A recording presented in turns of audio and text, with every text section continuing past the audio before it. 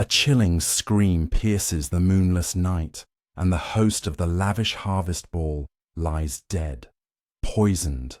Welcome to the gripping tale of Hercule Poirot. Wished it didn't unfold on a moonless night. Grab a cup of tea, take a seat, and dive into this suspenseful mystery. If you're hooked by the twists and turns, subscribe to our channel.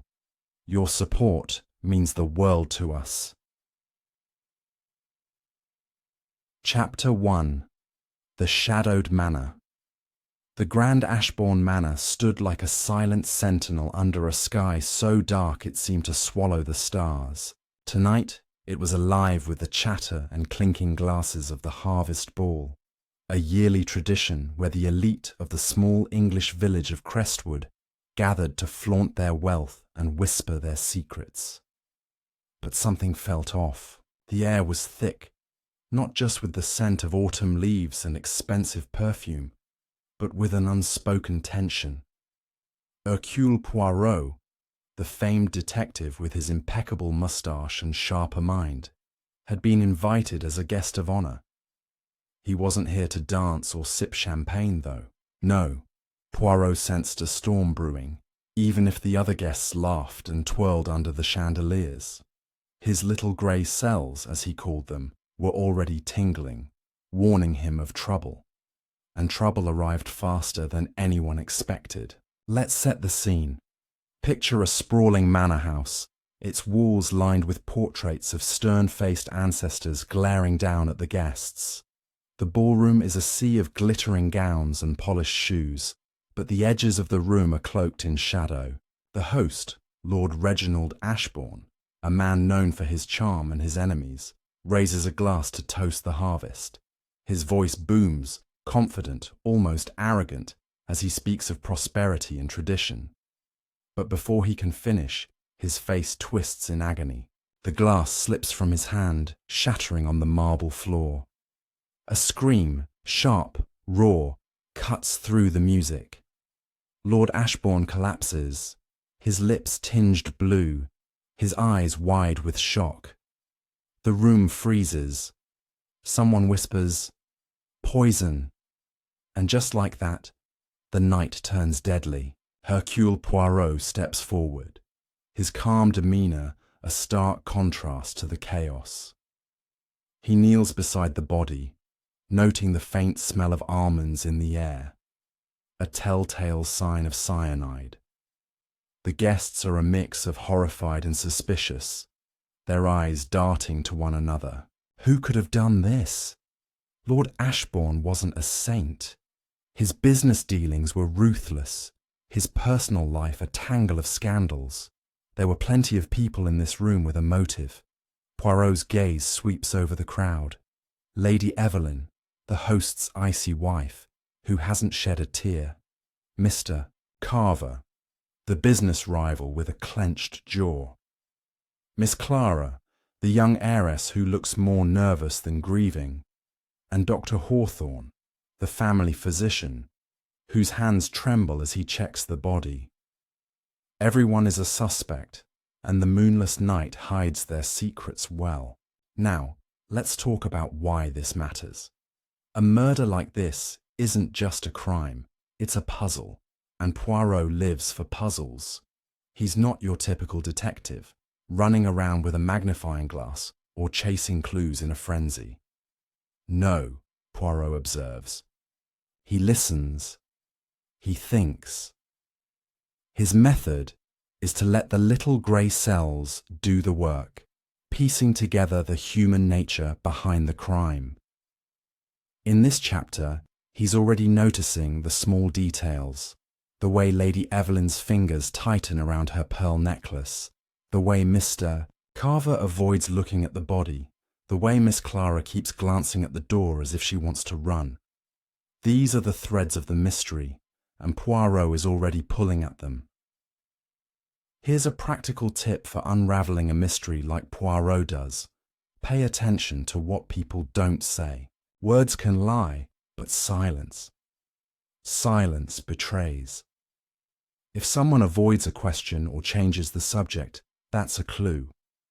For example, When Poirot asks Lady Evelyn how her husband seemed before the toast, she says, "Oh, he was perfectly fine," but her eyes flicker to the side. That's a tell. If you're ever trying to get to the bottom of something, whether it's a workplace drama or a family secret, watch for those moments of hesitation. They're often more revealing than a confession. As the chapter closes, Poirot stands in the ballroom, now eerily quiet except for the murmurs of the guests. The police have been called, but they won't arrive for hours. This is a remote manor, and the moonless night makes the roads treacherous. Poirot knows the killer is still in the room, hiding behind a mask of shock or sorrow. He adjusts his tie, his mind already mapping out the questions he'll ask, the lies he'll unravel. The game has begun, and Hercule Poirot is ready to play. Let's wrap this up. This first chapter sets the stage for a classic whodunit, with a cast of characters dripping with motive, and a detective who sees what others miss. The moonless night isn't just a backdrop, it's a metaphor for the darkness hiding the truth. As we move to the next chapter, Poirot will start digging deeper, asking questions that make the guilty squirm. Stay tuned for more twists, because this mystery is just getting started. Chapter 2. The First Threads. Unravel.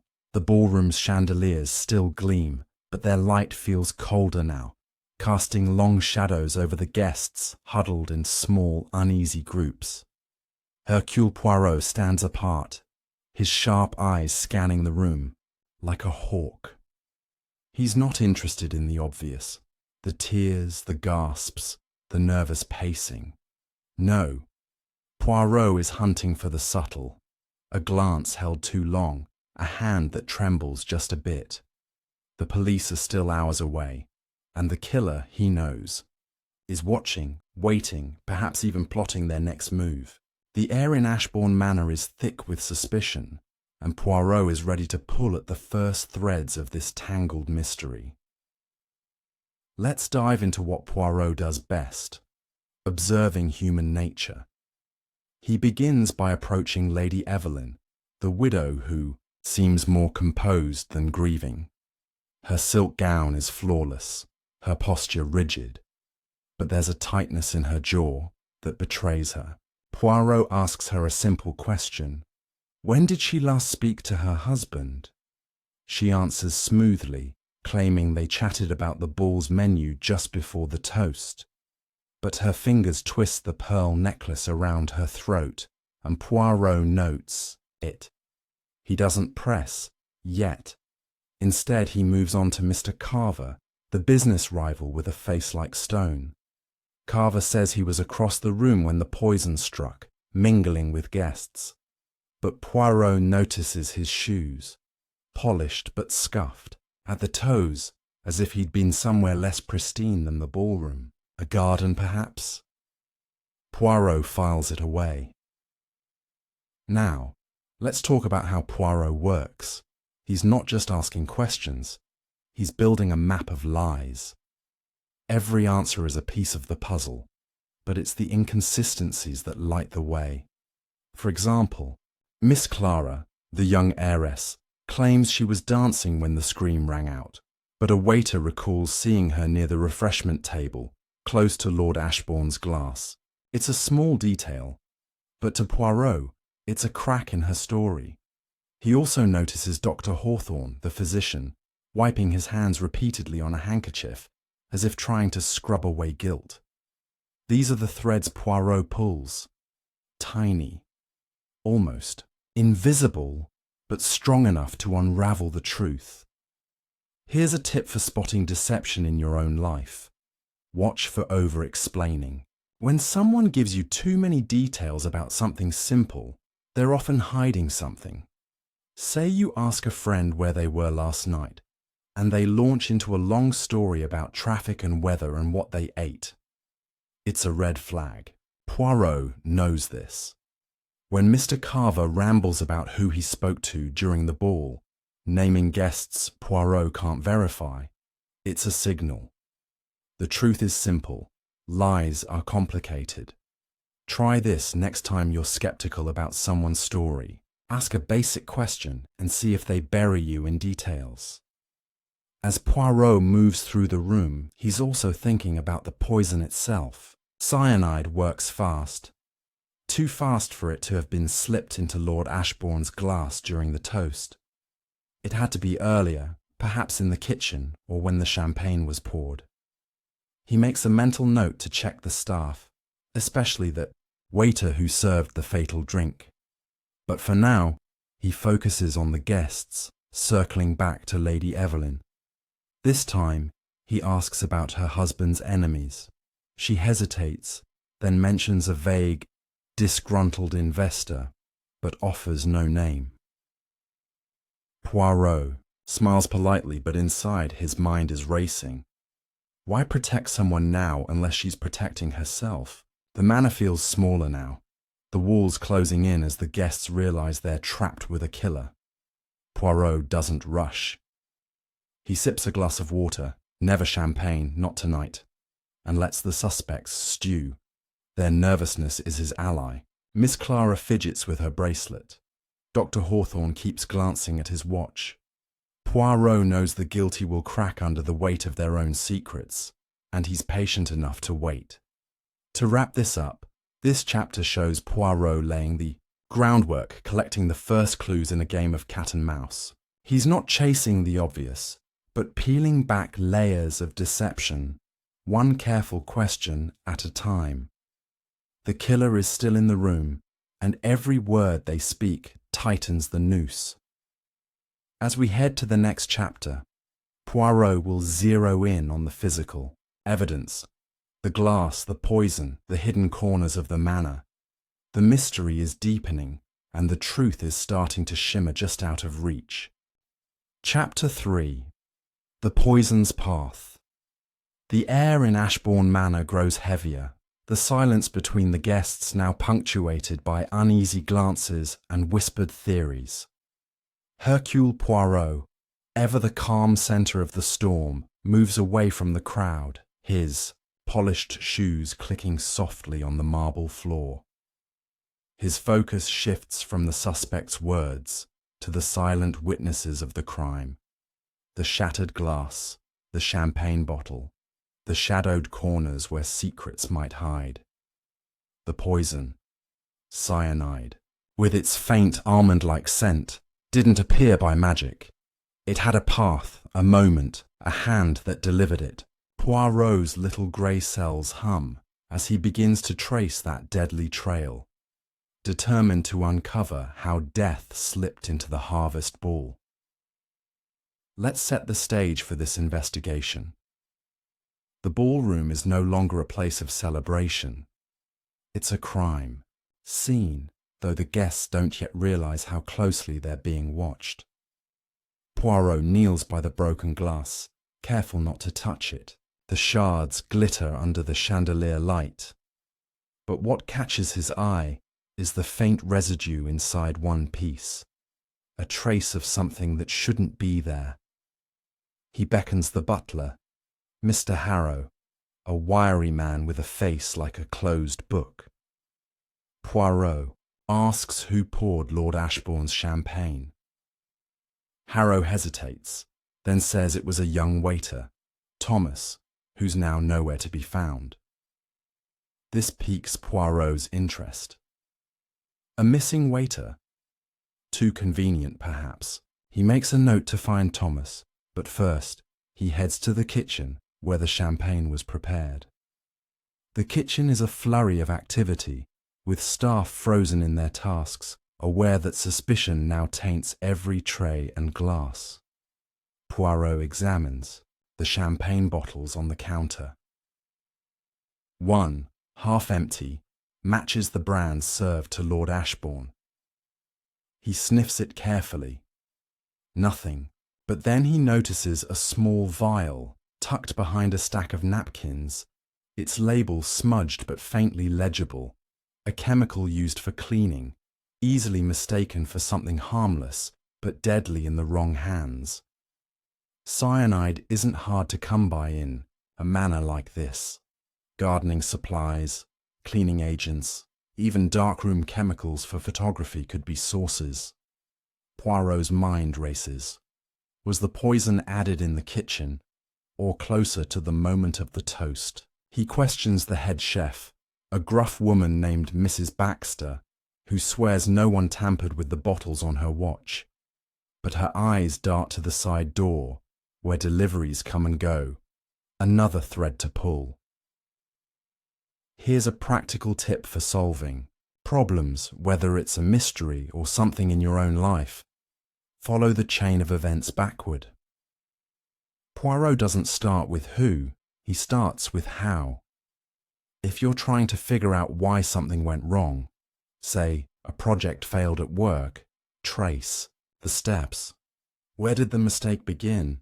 Who had access to what? In this case, Poirot knows the poison reached Lord Ashbourne's glass, so he's working backward, from the glass to the bottle, from the bottle to the kitchen, from the kitchen to the supplier. Every step is a chance for the truth to slip through. Try this approach next time you're stuck. It's like untangling a knot by finding the loose end first. Back in the ballroom, Poirot observes the guests again, this time with the poison's path in mind. He notices Miss Clara lingering near the refreshment table earlier, as the waiter recalled. Could she have slipped something into the glass? Her nervous demeanour suggests fear. But is it guilt or something else? Then there's Dr. Hawthorne, who, as a physician, would know exactly how cyanide works. His medical bag, left unattended near the coat room, could hold answers or more questions. Poirot decides to inspect it later, but for now, he focuses on the staff. He tracks down Thomas, the missing waiter, found hiding in the pantry, pale and sweating. Thomas claims he ran because he was scared, not guilty. He says he poured the Yim champagne, but didn't touch it after setting it on the table. Poirot listens, noting the boy's trembling hands but steady voice. Truth or a well-rehearsed lie? Only time will tell.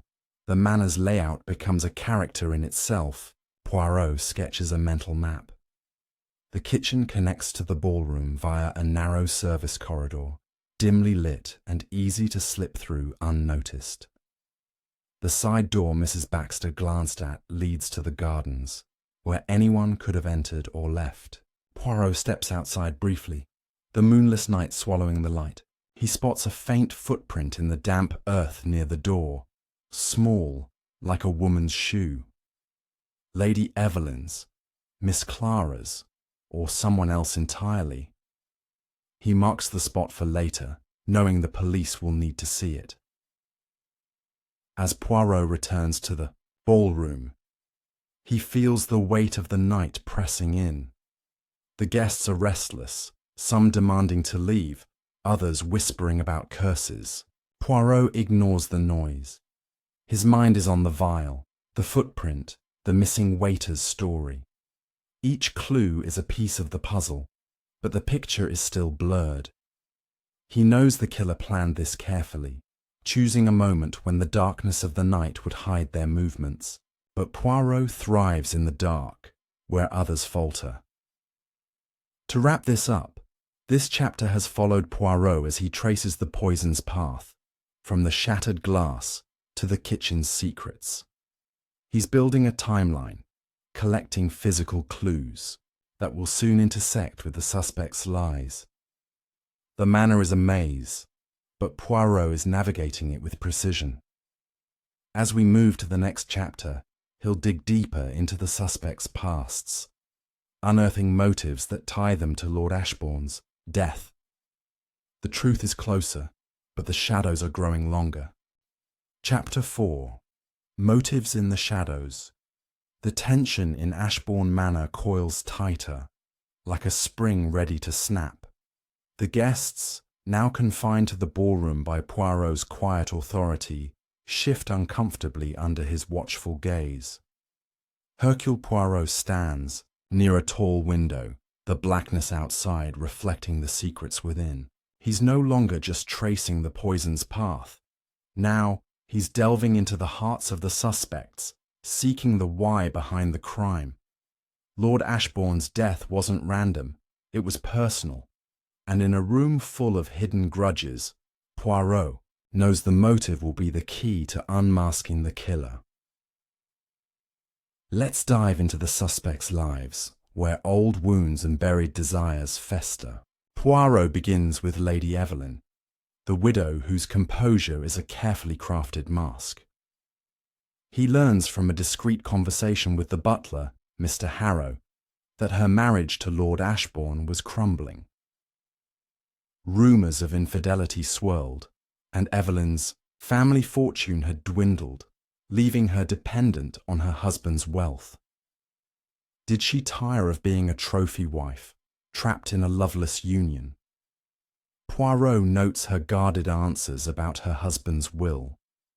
Does she stand to inherit everything, or nothing? The question lingers like smoke. Next, Poirot turns to Mr. Carver, the business rival whose scuffed shoes hinted at a secret errand.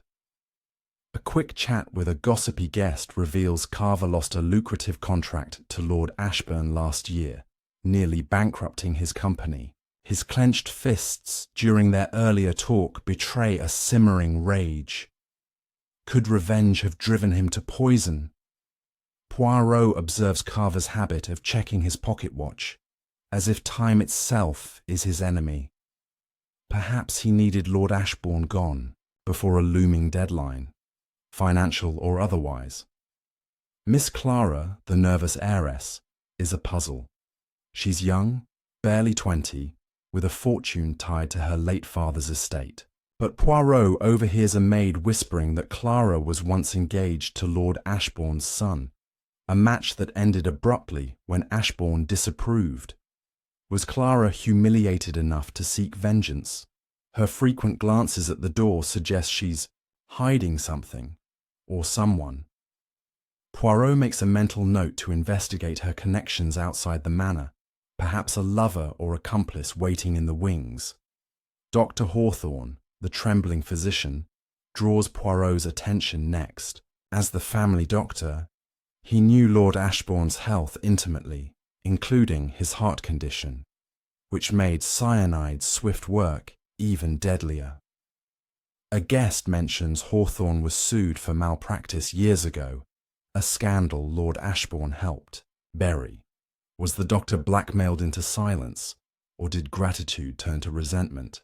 His medical bag, still unexamined, sits like a ticking bomb in Poirot's mind. Could it hold the tools of murder? Here's a tip for navigating tricky situations in your own life. Motives are often hidden in plain sight. People don't act without reason, even if it's twisted.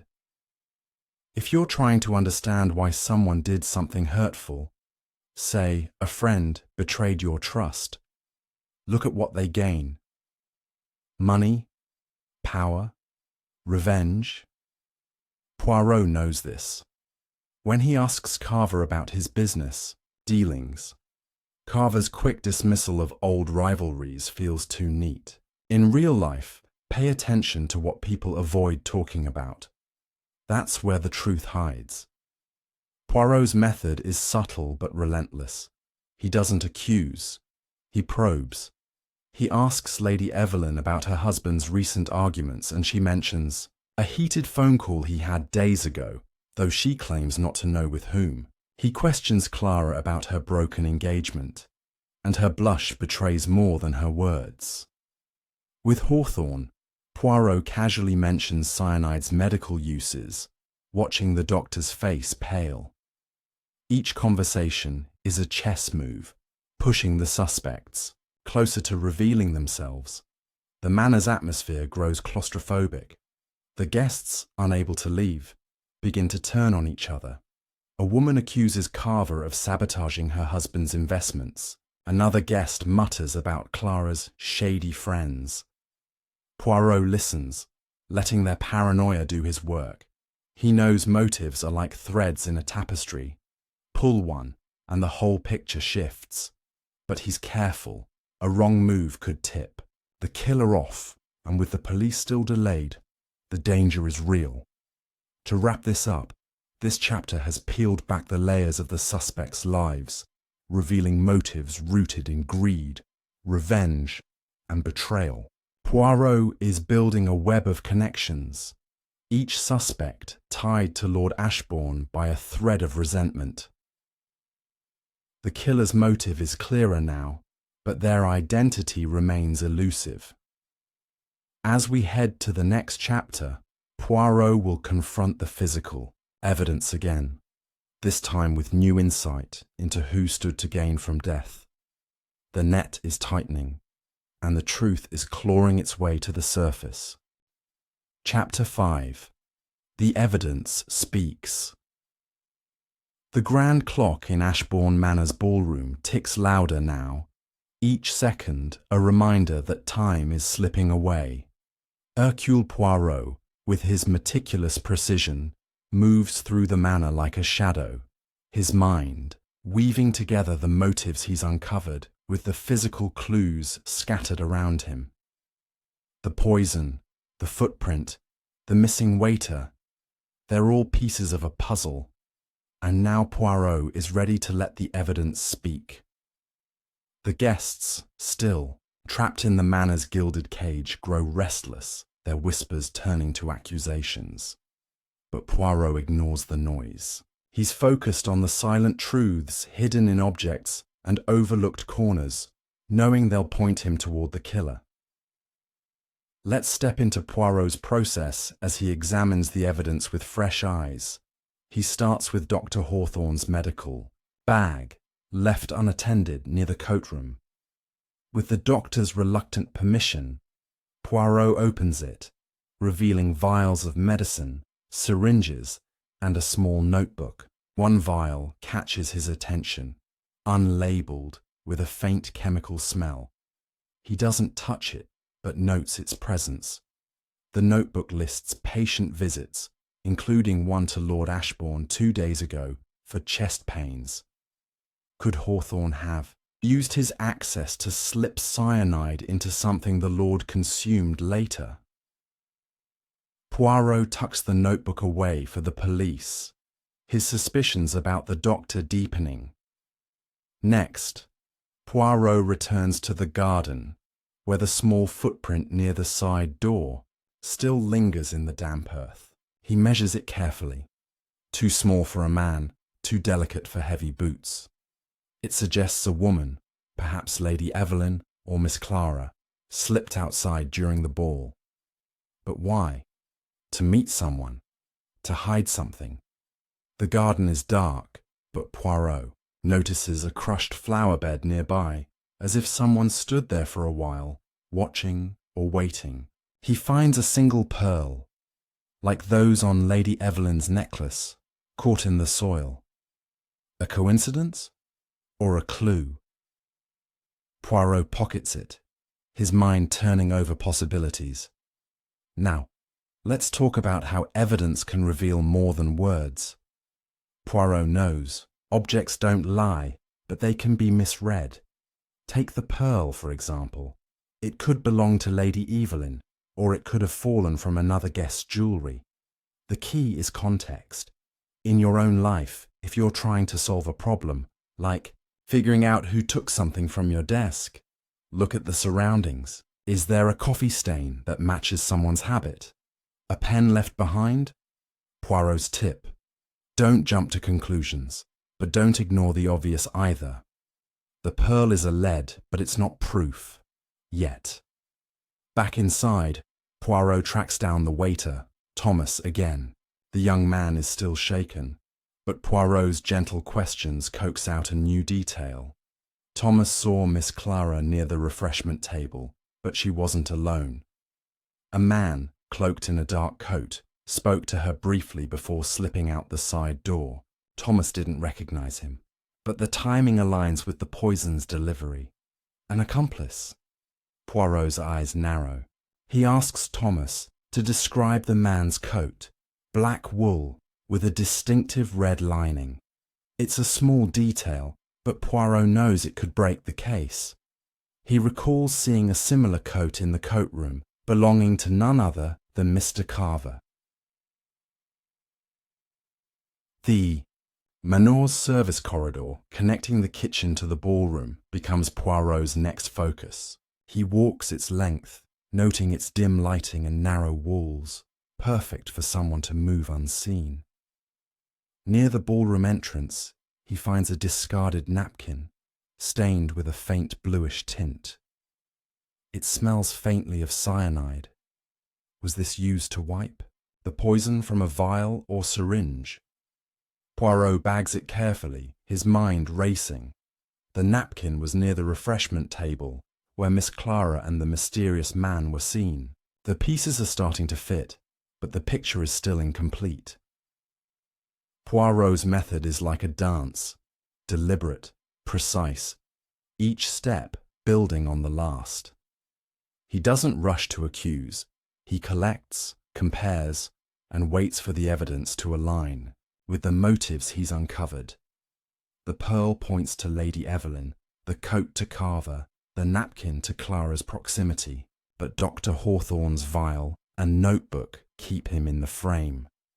Poirot knows the killer is clever, planting distractions to muddy the truth. The moonless night, with its endless shadows, gave them cover, but Poirot's mind is brighter than any light. As the guests grow more agitated, Poirot remains calm, his confidence unnerving them. He overhears Mr. Carver arguing with another guest, insisting he was nowhere near the table. Too defensive, Poirot thinks. He also notices Miss Clara slipping a small object into her purse. A letter, perhaps. He'll need to get closer, to her later. For now, the evidence is speaking, and Poirot is listening. To wrap this up, this chapter has followed Poirot as he lets the physical clues, vials, footprints, pearls, and napkins, tell their story. Each piece tightens the web around the suspects, but the killer's identity remains just out of reach. The manor is a pressure cooker, and the guests are starting to crack. As we move to the next chapter, Poirot will confront the suspects with these findings, watching their reactions to see who flinches. The truth is emerging, but the night is far from over. Chapter 6. The Suspects. Flinch. The atmosphere in Ashbourne Manor crackles with unease, the guests' nerves fraying as the hours drag on. Hercule Poirot stands in the centre of the ballroom, his presence commanding despite his small stature. The evidence he's gathered, pearl, napkin, vial, and the mysterious coat, burns in his mind, each clue a spark ready to ignite the truth. Now he shifts his strategy, turning from silent observer to subtle provocateur. By confronting the suspects with carefully chosen questions, Poirot aims to make them flinch, revealing cracks in their carefully constructed facades. The killer is among them, and Poirot's little grey cells are poised to catch the slip that betrays them. Let's dive into Poirot's calculated dance. He begins with Lady Evelyn, approaching her as she sips a glass of water, her eyes darting to the other guests. Poirot mentions the pearl found in the garden, casually noting its resemblance to her necklace. Her hand freezes mid-sip, and she insists she never left the ballroom. But her voice wavers, and Poirot catches a flicker of fear in her eyes. He doesn't press further. The seed is planted. Next, he corners Mr. Carver near the fireplace, asking about the black coat with the red lining. Carver's jaw tightens, and he claims it's a common style, nothing unique. But his fingers fumble with his pocket watch, a nervous tick Poirot files away. Miss Clara is trickier. Poirot finds her seated alone, clutching her purse as if it holds her lifeline. He mentions the waiter's story of her meeting a man near the refreshment table. Her face pales, and she stammers that it was just a friend, someone who left early. Poirot nods, his smile polite but piercing, and asks what was in the letter she slipped into her purse. Clara's eyes widen, and she denies any letter, but her hands grip the purse tighter. Poirot moves on, knowing she's rattled. Finally, he approaches Dr. Hawthorne, who's been hovering near the ballroom's edge. Poirot mentions the unlabeled vial in his bag, asking if he ever prescribed cyanide for medical purposes. Hawthorne laughs nervously, claiming it's just a sedative, but his hands shake as he adjusts his glasses. Here's a tip for getting to the truth in your own life. Watch how people react under pressure. Poirot doesn't accuse. He nudges. If you suspect someone's hiding something, like a co-worker dodging responsibility, ask a pointed but neutral question and observe. Do they fidget, change the subject, over-explain? Poirot's watching for these signs. When Carver snaps about his coat, it's not the words, but the edge in his voice that matters. Try this. Next time you're digging for answers, stay calm and let the other person's reaction do the talking. It's like Poirot's method: less confrontation, more revelation. Poirot's questions ripple through the room, stirring tension. The guests are now eyeing each other with open distrust. Lady Evelyn whispers to a friend, casting glances at Carver. Clara avoids the refreshment table, as if it's cursed. Hawthorne keeps checking his bag, perhaps worried about what Poirot might find. Poirot lets the pressure build, knowing the guilty will crack first. He also revisits the napkin, with the bluish stain, showing it to the butler, Mr. Harrow, who confirms it came from the refreshment table, but swears he didn't see who dropped it. The detail aligns with Clara's presence there, but Poirot wonders if it's too obvious. A plant to mislead him. The manor's oppressive silence is broken by a sudden outburst.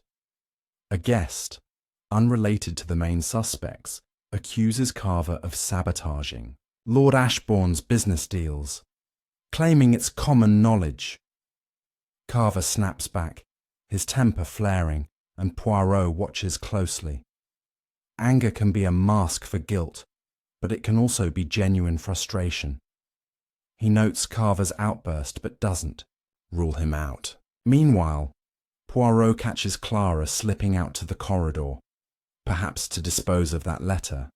He follows discreetly, only to see her pause and turn back, spooked by a creaking floorboard.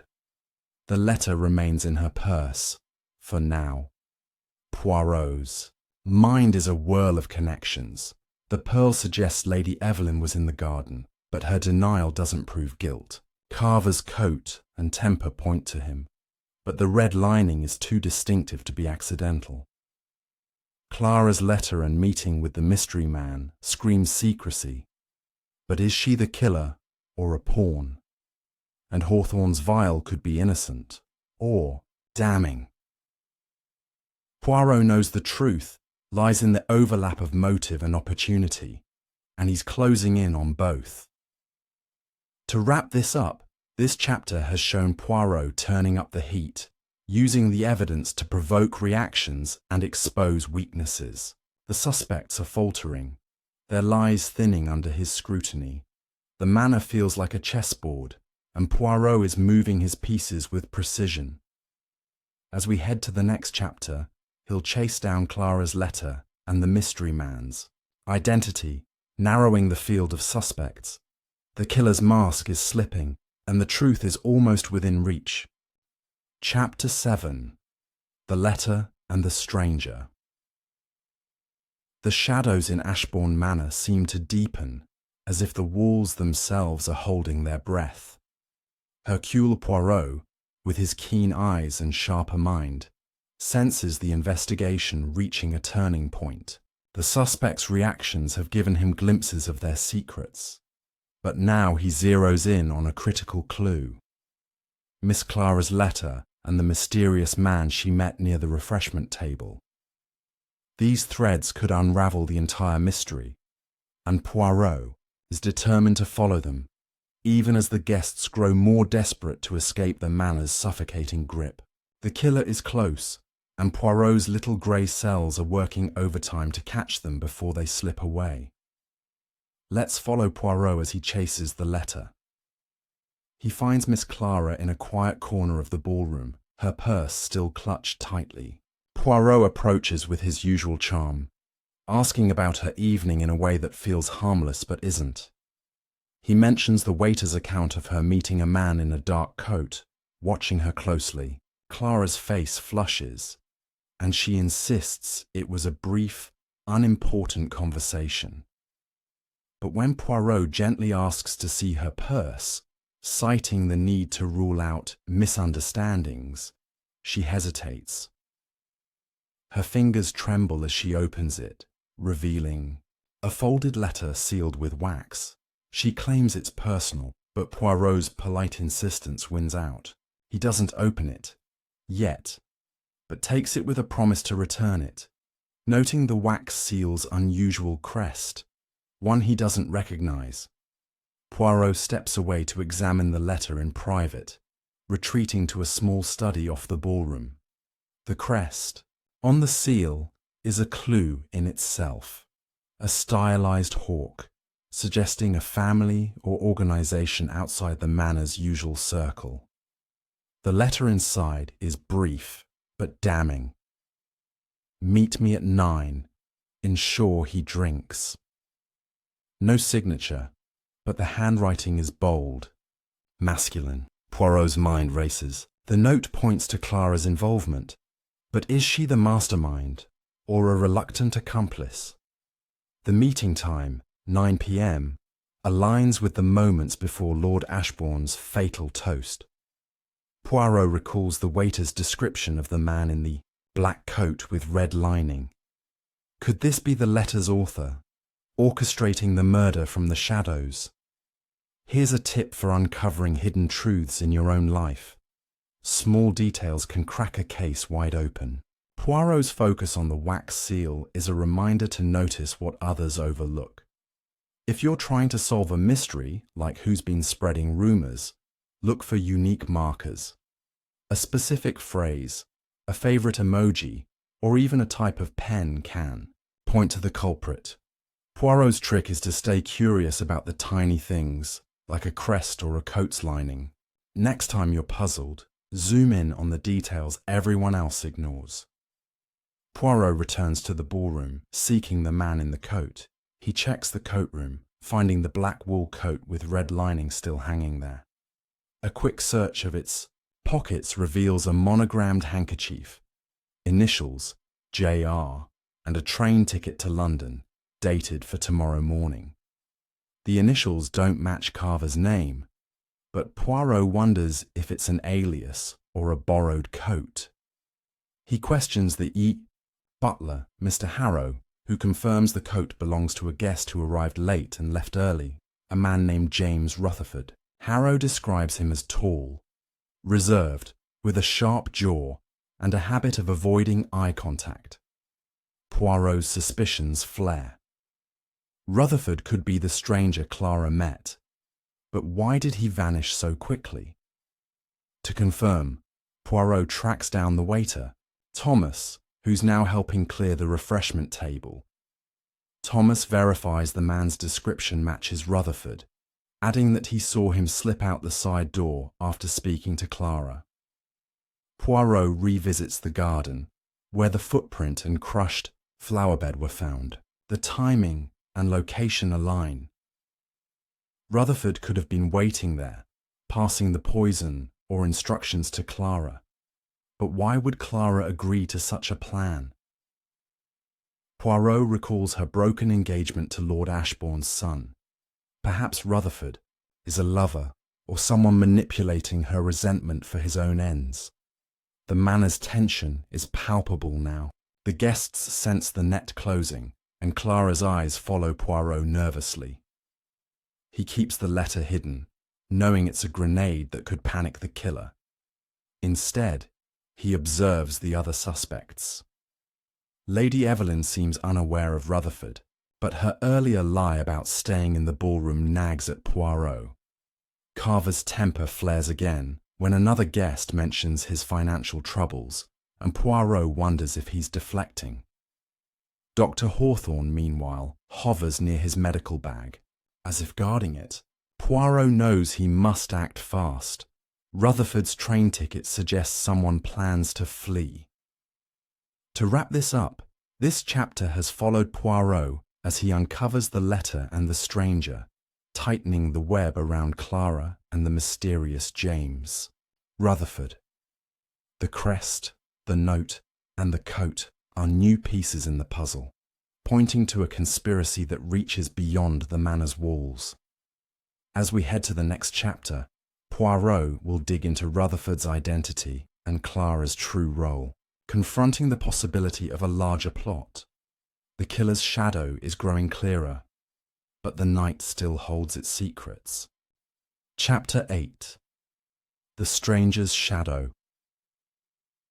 The darkness outside Ashbourne Manor presses against the windows, a silent accomplice to the secrets within. Hercule Poirot stands in the dimly lit study, the mysterious letter with its hawk crest and cryptic message, "Meet me at 9, ensure he drinks," clutched in his gloved hand. The name James Rutherford, tied to the black coat with the red lining, burns in his mind. Who is this stranger, and how does he connect to Miss Clara and the murder of Lord Ashbourne? The guests in the ballroom are unravelling, their voices sharp, with fear and suspicion, but Poirot remains a beacon of calm, his little grey cells weaving clues into a tapestry of truth.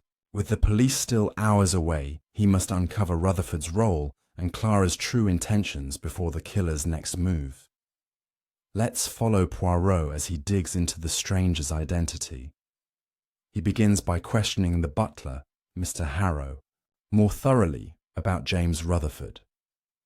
Harrow recalls that Rutherford arrived uninvited, claiming to be a distant cousin of Lord Ashbourne.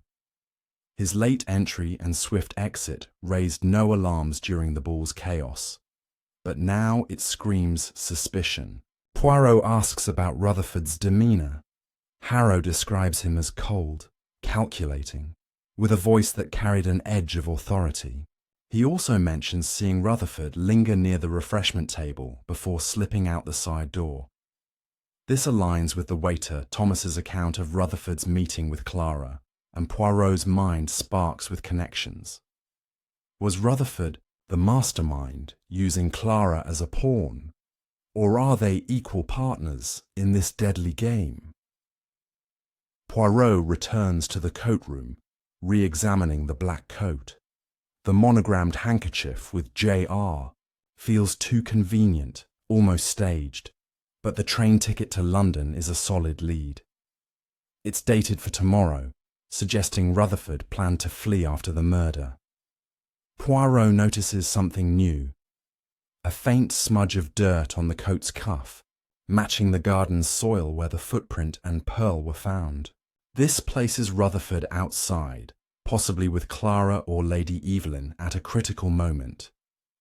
Poirot pockets the ticket, intending to check the guest list for any trace of Rutherford's true identity.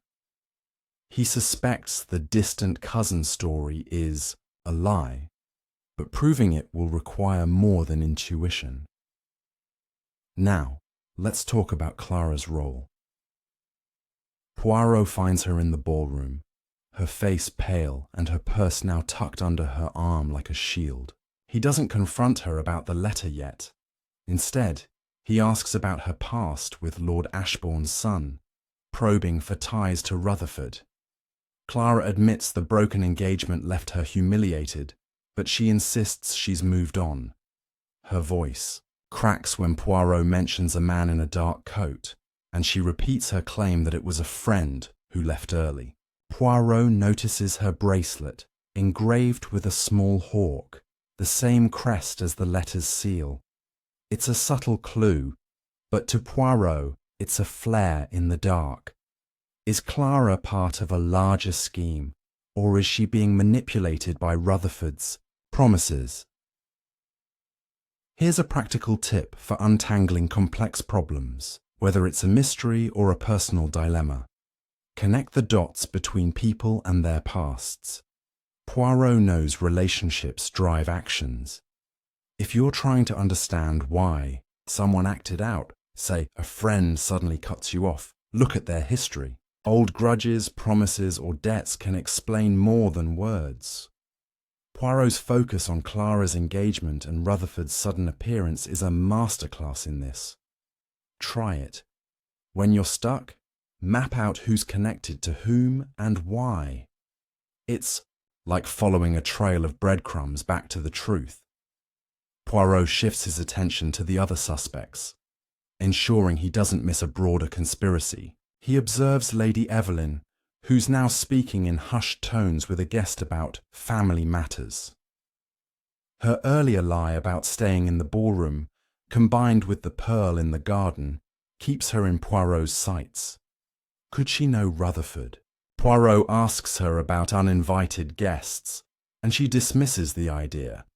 But her fingers twist her necklace again, a tell Poirot doesn't ignore. Mr. Carver, meanwhile, is growing louder, arguing with another guest about business losses tied to Lord Ashbourne. Poirot notes his defensiveness, but wonders if it's a distraction.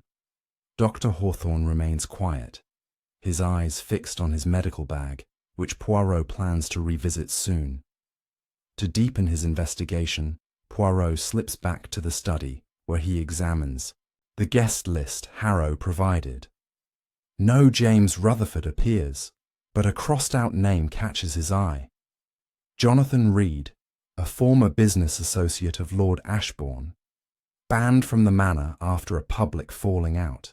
The initials J.R. match the handkerchief, and Poirot suspects Reed and Rutherford are the same man. He questions Harrow, who confirms Reed was a volatile figure, once close to Ashbourne, but later accused of embezzlement. Could Reed have returned under a false name, seeking revenge?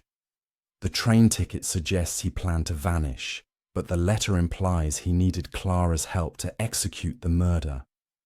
Poirot's mind races through the timeline.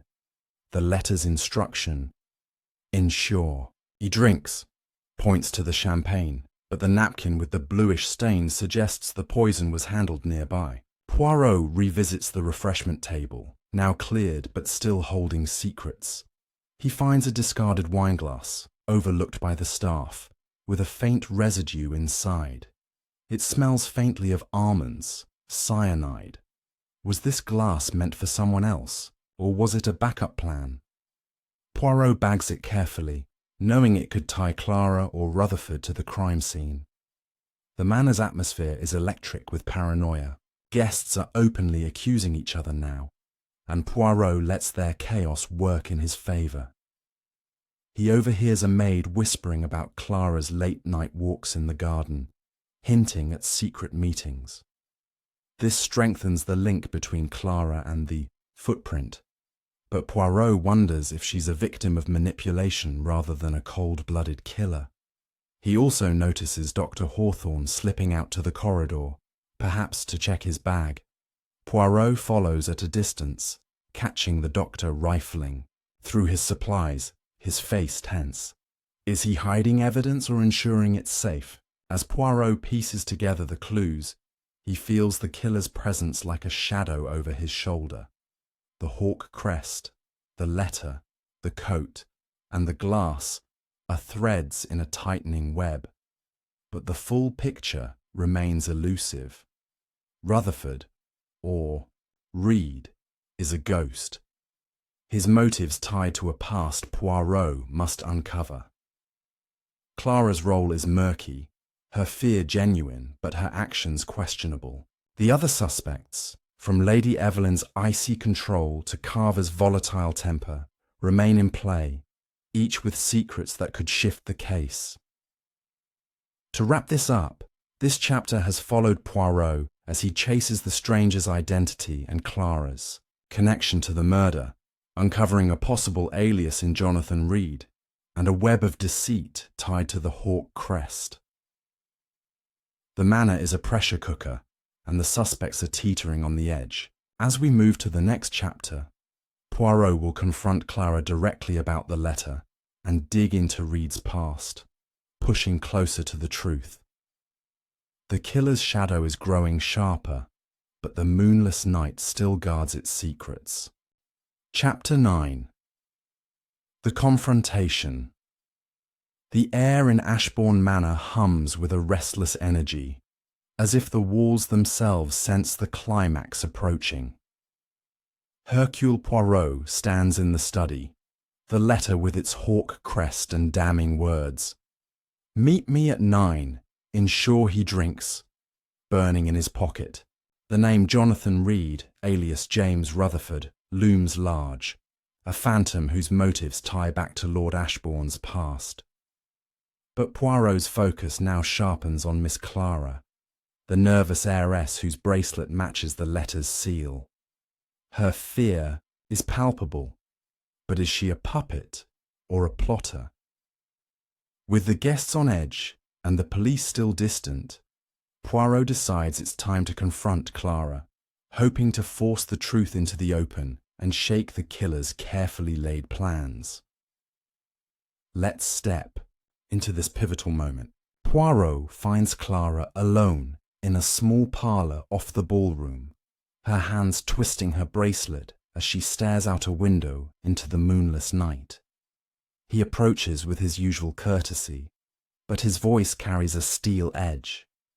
He produces the letter, holding it just out of her reach, and asks, "Mademoiselle, who gave you this?" Clara's eyes widen, her breath catching. She stammers that it's a private note, unrelated to the murder, but her trembling hands betray her. Poirot presses gently, mentioning the hawk crest on her bracelet and the letter's seal.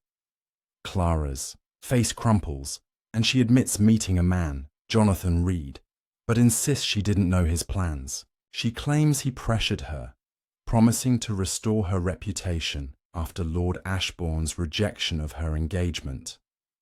Poirot listens, noting her tears, but also her vague answers about the poison. Here's a tip for navigating tough conversations in your own life. Stay calm but firm, like Poirot. When you need the truth, say, from a friend who's dodging a serious issue, don't accuse outright. Ask pointed questions that leave little room for lies and watch their body language. Clara's fidgeting and half answers tell Poirot more than her words. Try this. If you suspect someone's hiding something, ask a specific question and pause. Silence often forces the truth out. Poirot's pause after showing the letter makes Clara squirm, revealing her fear. Poirot shifts gears, probing Clara about Reed's motives.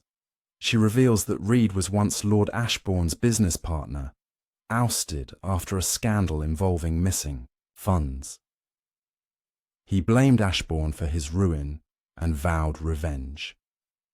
Clara met him months ago at a social event, where he charmed her with promises of justice. The letter, she insists, was a last-minute instruction she didn't fully understand. Poirot doubts her innocence. She was near the refreshment table after all. But her story aligns with the timeline and the waiter's account. He decides to keep her close, knowing she's either a victim or a clever actress. To widen the net, Poirot revisits the other suspects, testing their reactions to Reed's name. He casually mentions to Lady Evelyn that an outsider, Jonathan Reed, may have been involved. Her face remains impassive, but her fingers tighten on her necklace, a pearl missing from its strand. Poirot wonders if she knew Reed, or crossed paths with him in the garden. Mr. Carver, when asked about Reed, scoffs and claims he barely remembers him, but his quick glance at Clara suggests otherwise. Dr. Hawthorne, meanwhile, seems genuinely confused by the name, though his nervous habit of checking his medical bag persists. Poirot senses a web connecting Reed to at least one other suspect, but the strands are still tangled. Poirot returns to the ballroom, where the guests are now openly hostile, demanding answers. He uses the tension, announcing that new evidence, a letter and a coat, points to an outsider's involvement. He watches the crowd closely. Clara flinches, as expected, but so does Carver, his face darkening. Poirot files this away, suspecting Carver may have known Reed's plan or even helped him. The wineglass with the cyanide residue found near the refreshment table remains a key clue.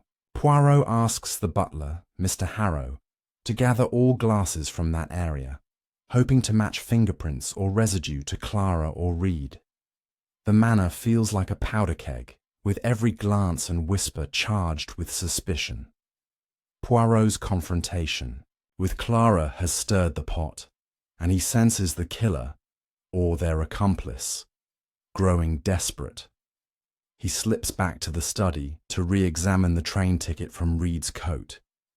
It's for a 6 a.m. departure, meaning Reed planned to be long gone by now. Poirot wonders if Reed is still nearby, hiding in the manor's sprawling grounds, or if Clara was meant to cover his escape. He decides to check the garden again, this time looking for signs of a hiding spot. As Poirot steps outside, the cold night air sharpens his senses. He finds no new footprints, but notices a faint trail of broken twigs leading to a shed. Inside, he discovers a cigarette butt, still warm, and a scrap of paper with the same hawk crest. Reed was here recently. Poirot's heart quickens. The killer's trail is fresh, but the danger is closer than ever. To wrap this up, this chapter has followed Poirot as he confronts Clara, uncovering her ties to Jonathan Reed and his vendetta against Lord Ashbourne. The letter, the crest, and the cigarette butt tighten the focus on Reed, but Clara's role remains unclear. The other suspects' reactions hint at deeper connections, and the manor pulses with unease. As we head to the final chapter, Poirot will set a trap to catch Reed and unmask the killer, bringing this moonless night to its dramatic close. The truth is near, and Poirot is ready to strike. Chapter 10. The Truth Unveiled. The moonless night cloaks Ashbourne Manor in an oppressive darkness, but within its walls, the light of truth is about to break. Hercule Poirot gathers the guests in the ballroom, their faces a mix of dread and curiosity. The clues, letter, pearl, coat, vial, napkin, and cigarette butt, have woven a web around the suspects, and Poirot's little grey cells have pieced together the final picture. Jonathan Reed, the vengeful stranger, and Miss Clara, the conflicted heiress, are at the heart of the mystery, but other threads, Lady Evelyn's lies, Mr. Carver's temper, Dr. Hawthorne's secrets, still dangle. With the police finally nearing, Poirot sets a trap to unmask the killer and reveal every twist of this deadly plot, ensuring no secret remains buried. Let's step into the grand finale. Poirot stands before the assembled guests, his voice steady but commanding. He begins by recounting the night's events: Lord Ashbourne's collapse, the cyanide's almond-like scent, the shattered glass. He holds up the letter with the hawk crest. Its words, "Meet me at 9, ensure he drinks," silencing the room. He turns to Miss Clara, who shrinks under his gaze, and reveals her meeting with Jonathan Reed, the man in the black coat with red lining. Clara gasps, tears welling, but Poirot raises a hand. "Mademoiselle, you were not the mastermind," he says, "but you played a part." The guests murmur, and Clara's sob breaks the quiet. She admits Reed coerced her, exploiting her anger over her broken engagement. He gave her the poison, promising it would only make Ashbourne ill, not kill him. She slipped it into the champagne glass, unaware of its true potency. Poirot pivots to Jonathan Reed, the ghost who haunts the case. The butler, Mr. Harrow, confirms Reed's real identity. Jonathan Reed, a former business partner ruined by Lord Ashbourne after a failed venture. Reed's embezzlement scandal, buried by Ashbourne, left him disgraced and desperate. The train, ticket and cigarette butt in the shed prove he was here, orchestrating the murder from the shadows. But Poirot reveals a twist. Reed didn't act alone. The pearl in the garden, matching Lady Evelyn's necklace, places her outside with Reed. Poirot confronts her, and her icy facade cracks. She admits meeting Reed to discuss a financial deal. Ashbourne's death would free her from a prenup that left her penniless. She didn't administer the poison, but knew Reed's plan and chose silence, hoping to inherit the estate. Here's a tip for navigating life's mysteries. The truth often lies in the overlap of motives. Poirot teaches us that people rarely act alone. Look for alliances. If you're solving a problem, like a workplace betrayal, check who benefits together. Reed and Evelyn's shared gain, freedom and wealth, tied them to the crime. Try this. Map out who gains what, and you'll find the hidden partnerships driving the chaos. Poirot turns to Mr. Carver, whose temper and scuffed shoes suggested guilt. He admits to a heated argument with Ashbourne over a lost contract, but denies involvement. The coat's red lining, Poirot reveals, was a red herring. Carver borrowed it from the coatroom, unaware it was Reed's. His scuffed shoes came from pacing the garden in frustration, not murder. Carver slumps, relieved, but humiliated. Dr. Hawthorne, however, is not so innocent. Poirot produces the unlabeled vial from his bag, confirmed by a quick test to contain cyanide traces. Hawthorne confesses to supplying Reed with the poison, blackmailed over his past malpractice scandal. He thought it would be used for a minor scheme, not murder. His trembling hands were guilt, not fear. The napkin with the bluish stain, Poirot explains, was Clara's, used to wipe the vial after she poured the poison.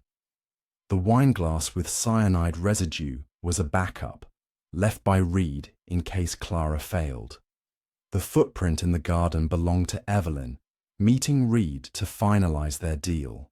The hawk crest tied Reed to Clara's bracelet, a gift from him to ensure her loyalty. Every clue, footprint, pearl, letter, coat, vial, fits into Poirot's puzzle, revealing a conspiracy of greed, revenge, and betrayal. Poirot's trap springs as he announces Reed's presence. He had signalled the staff to search the grounds, and they drag in a dishevelled Jonathan Reed, caught hiding in the shed. Reed sneers, defiant, but collapses under Poirot's relentless logic, admitting he planned the murder to ruin Ashbourne and reclaim his status. Clara was his tool, Evelyn, his silent partner, Hawthorne, his unwilling supplier. The guests gasp, the manor's tension breaking like a storm. As the police finally arrive, Poirot hands over Reed, Clara, Evelyn, and Hawthorne, each guilty in their role. Clara's tears earn her some sympathy, but her actions seal her fate. Evelyn's cold ambition and Hawthorne's cowardice condemn them. Reed, the mastermind, faces the harshest judgment. Poirot adjusts his tie, satisfied, as the manor exhales. To wrap this up, this final chapter has unveiled the truth, a web of motives spun by Reed, Clara, Evelyn, and Hawthorne, each driven by personal gain.